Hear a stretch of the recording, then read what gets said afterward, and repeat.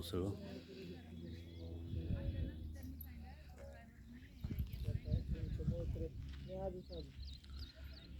खूप ऊन पडलं आहे.